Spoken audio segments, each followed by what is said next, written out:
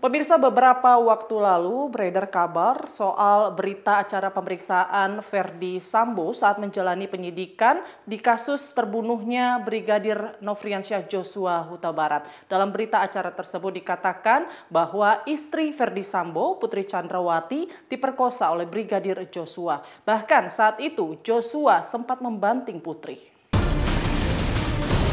BAP itu bisa saja terjadi ya, dan dikarang sedemikian rupa. Sejak awal kan memang seluruh rakyat ini korban karangan dari institusi kepolisian. Bahwa dia nggak usah khawatir. Bila perlu, dia menyampaikan permohonan perlindungan ke LPSK.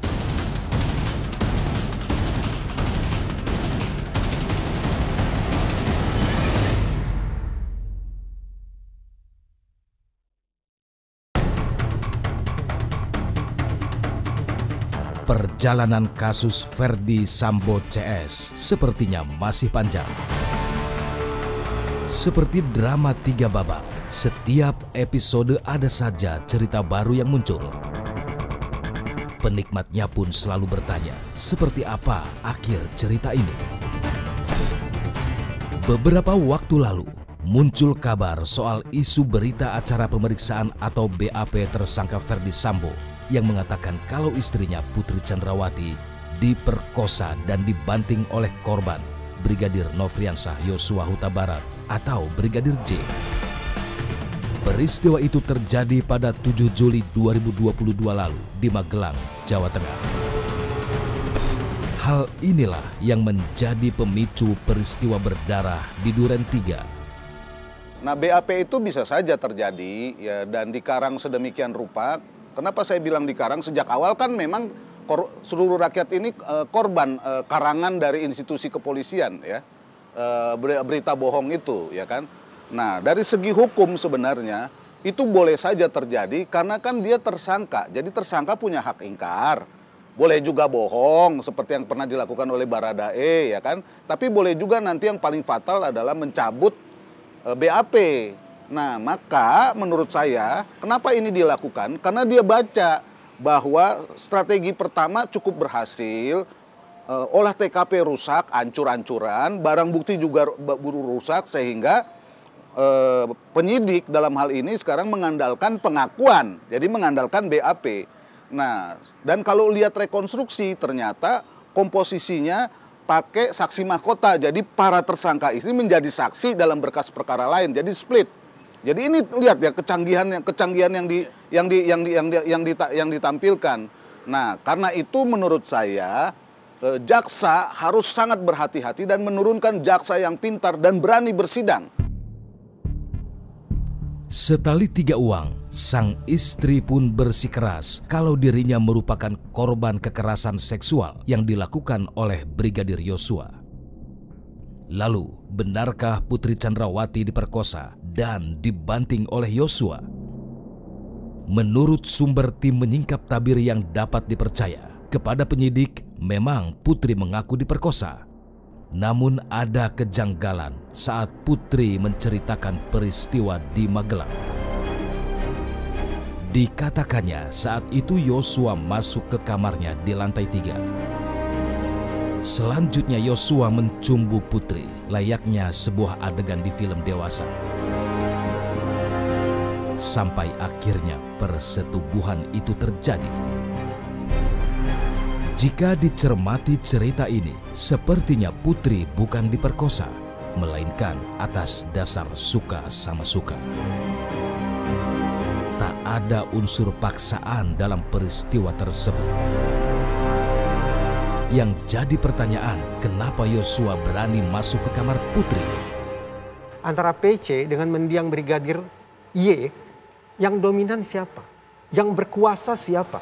Yang superior siapa? Hitung-hitungan di atas kertas, tampaknya tidak mungkin seorang brigadir berada pada posisi dominan, berada pada posisi berkuasa, berada pada posisi superior.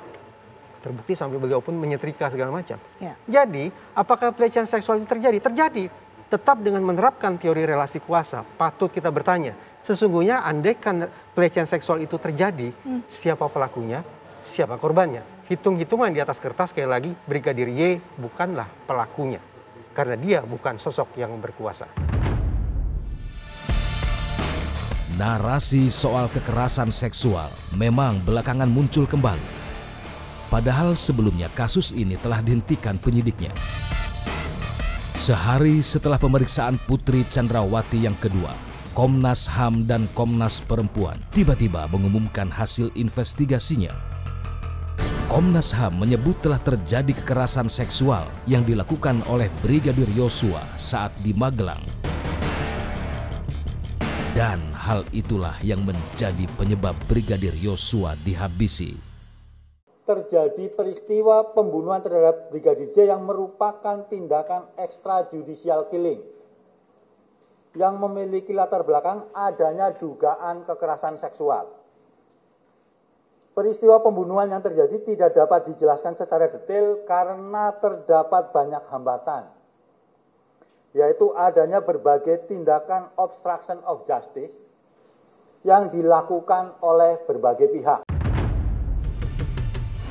Mengaku jadi korban kekerasan seksual, sepertinya ini akal-akalan Putri Chandrawati untuk mendapat keringanan hukuman.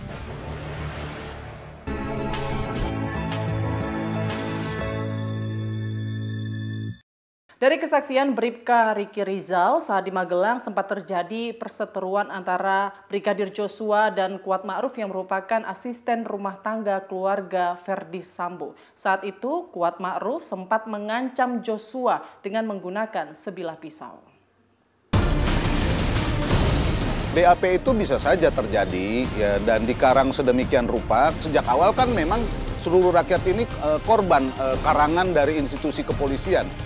Bahwa dia nggak usah khawatir. Bila perlu, dia menyampaikan permohonan perlindungan ke LPSK.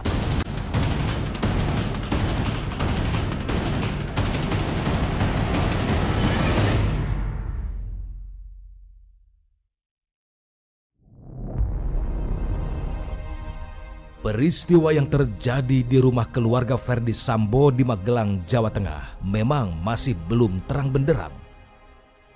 Konon, ada peristiwa kekerasan seksual di sana. Namun, tidak ada bukti kuat soal peristiwa itu. Saat peristiwa terjadi, hanya ada Brigadir Yosua, Kuat Ma'ruf, dan Susi yang merupakan asisten rumah tangga di rumah tersebut. Sedangkan Bribka Riki Rizal dan satu ajudan lainnya sedang pergi ke sekolah anak Sambo di Taruna Nusantara. Menurut keterangan Bribka Riki, saat itu sempat ada pertengkaran antara Brigadir Yosua dan Kuat Ma'ruf. Kuat sempat mengancam Yosua dengan menggunakan pisau. Kepada Riki, Kuat kemudian mengatakan kalau Putri telah dilecehkan oleh Yosua. Bribka Riki sendiri sama sekali tidak mengetahui peristiwa itu.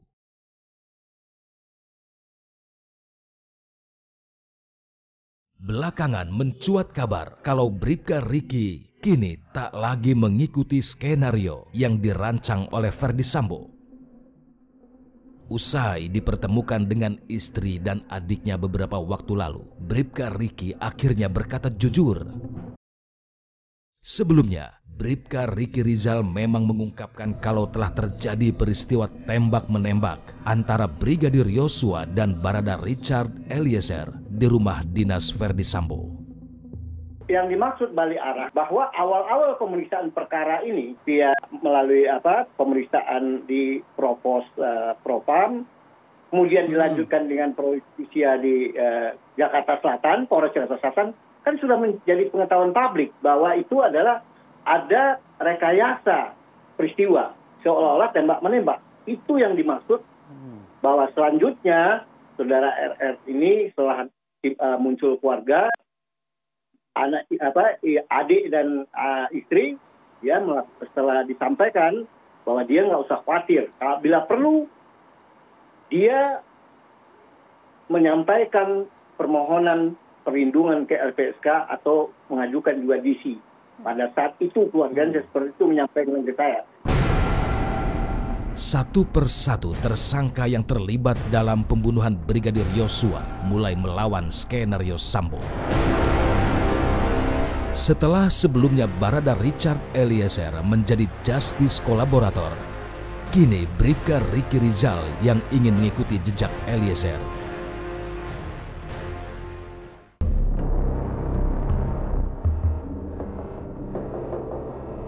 Benar-benar dahsyat. Skenario yang dibuat oleh Ferdi Sambo menyeret nyaris 100 personel di institusi kepolisian. Ferdi Sambo sendiri kini telah diberhentikan dengan tidak hormat melalui sidang kode etik. Menyusul Ferdi Sambo, 5 perwira lainnya juga mengalami nasib yang sama. Dipecat dengan tidak hormat. Mereka adalah Brigjen Hendra Kurniawan, Kombes Agus Nurpatria,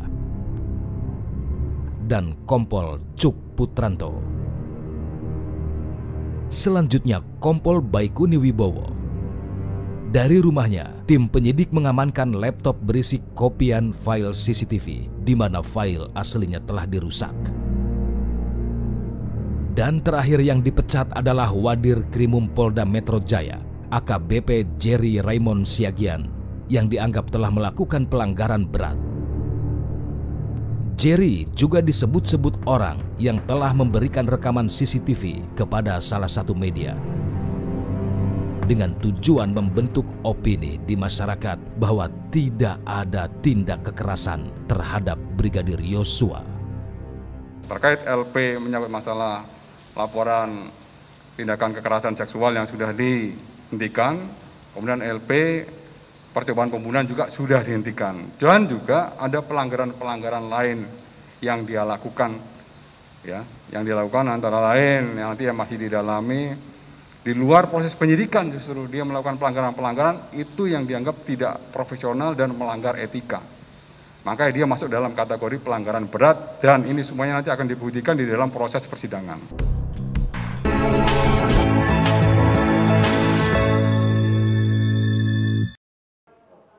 5 tersangka dalam kasus pembunuhan Brigadir Nofriansyah Joshua Huta Barat telah menjalani tes kebohongan dengan menggunakan alat lie detector.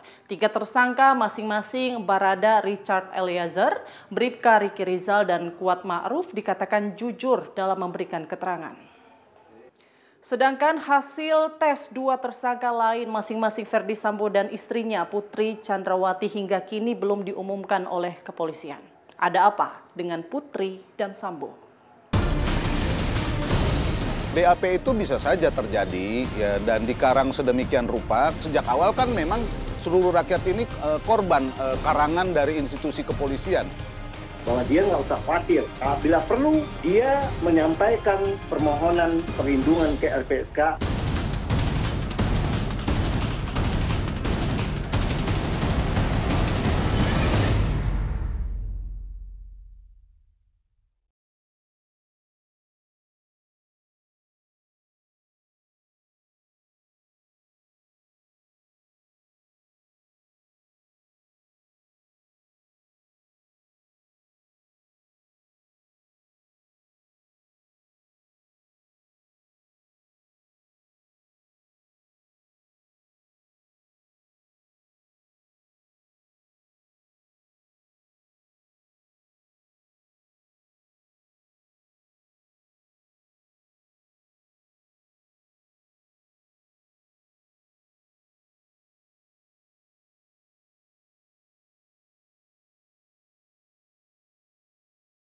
Sama sekali. Untuk berkas tetap masih proses, ya masih proses, sepatnya lah. Ya sama halnya dengan hasil lie detector, karena hasil lie detector atau poligraf ini adalah masuk pro justitia, dan juga ternyata setelah saya tanyakan lapor juga itu karena harus membuat berita acara keterangan saksi ahli yang nanti akan dijadikan di dalam kelengkapan berkas, itu masih berproses. Ya sekali lagi rekan-rekan bahwa untuk materi pokok penyelidikan dan penyidikan, saya mohon maaf belum bisa menyampaikan. Sebelumnya, hasil tes 3 tersangka lain, masing-masing Barada Richard Eliezer, Bribka Ricky Rizal, dan Kuat Ma'ruf dikatakan jujur. Saya 35 tahun jadi polisi, tidak pernah pakai itu, walaupun itu saya kenal. Mengapa? Ya karena alat itu nanti akan bikin bingung kita. Mengapa bikin bingung? Karena yang suka bohong ya alat itu. Contohnya, Barada E mengatakan bahwa yang nembak bukan dia sendiri, tapi termasuk FS. Kemudian FS menerangkan, saya tidak menembak. Yang menembak hanya Barada E, saya nembak dinding. Kemudian setelah dideteksi dengan pendeteksi kebohongan, Barada E jujur, misalnya ya. Terus FS kata alat itu jujur. Keterangan berbeda kan nggak mungkin benar semua. Pasti salah satu bohong atau dua-duanya bohong. Kan hanya kemungkinan itu saja kan. Salah satu bohong atau dua-duanya bohong. Ternyata yang bohong 3. Siapa? Alatnya sendiri yang bohong gitu. Sementara itu, kuasa hukum keluarga Brigadir Yosua mempertanyakan soal alat lie detector yang baru digunakan sekarang-sekarang ini. Terkait alat lie detector ini memang seharusnya dari awal digunakan. Nah, kenapa kok baru sekarang digunakan? Ini kan juga jadi pertanyaan ya. Dulu waktu kasus masih gelap, kenapa ini tidak digunakan? Nah, lalu yang kedua, apakah benar akurasi deteksi kebohongan itu benar-benar 93%? Berarti kan harusnya kan salahnya cuma 1 maksimal. Kalau benar-benar 93%. Seolah mengamini pernyataan Putri Chandrawati, Komnas HAM dan Komnas Perempuan satu suara untuk menyatakan adanya dugaan kekerasan seksual di Magelang. Pelecehan seksual itu kan delik aduan. Kemudian bukan atas rekomendasi Komnas HAM. Kemudian pelecehan itu juga kalau benar adanya tersangka atau calon tersangka sudah meninggal. Pelecehan itu juga sudah dinyatakan secara resmi oleh Kapolri di depan sidang Komisi 3 DPR. Tidak ada peristiwa pidananya. Jadi bukan sembarang dihentikan, peristiwanya nggak ada. Jadi kalau pelecehan itu bersia-sia saja. Perjalanan kasus terbunuhnya Brigadir Nofriansah Yosua Huta Barat seperti mengurai benang kusut. Polri harus benar-benar teliti dalam menentukan sikap. Jangan sampai institusi Bayangkara dihujat publik dan diklaim tidak berpihak kepada korban. Masih panjang dan berliku, kasus tewasnya Brigadir Joshua seolah jadi drama keluarga yang tiap episodenya dinantikan oleh penontonnya.